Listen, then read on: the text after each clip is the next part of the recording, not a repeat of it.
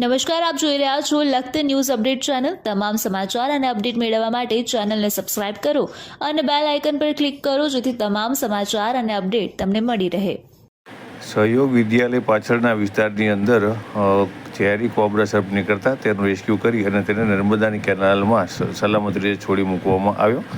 હાલમાં ગરમી વધી રહી છે, તેના કારણે દિવસે ને દિવસે સર્પ સહિતના સરીસૃપ નીકળવાના બનાવમાં વધારો થઈ રહ્યો છે। ત્યારે લખતર ગામની બહારના સહયોગ વિદ્યાલય પાછળના પરા વિસ્તારની અંદર છેલ્લા ઘણા દિવસોથી સાપ નીકળવાના બનાવો બની રહ્યા છે। ત્યારે આ સર્પને વાઇલ્ડલાઇફ મેમ્બર અને જાગૃત પત્રકાર વિજય જોશી દ્વારા રેસ્ક્યુ કરવામાં આવ્યો હતો। ત્યારબાદ તેનું રેસ્ક્યુ કરી તેને લખતર વણા રોડ પર સ્ટેશન રોડ પાસે નર્મદાની કેનાલની અંદર તેને સલામત રીતે છોડી મૂકવામાં આવ્યો હતો। જ્યારે કોઈપણ જગ્યાએ સાપ નીકળે ત્યારે ફોરેસ્ટ વિભાગ અને વાઇલ્ડલાઇફ મેમ્બરનો સંપર્ક કરી તેનું રેસ્ક્યુ કરાવવું જેથી કરી તેનો જીવ બચી જાય।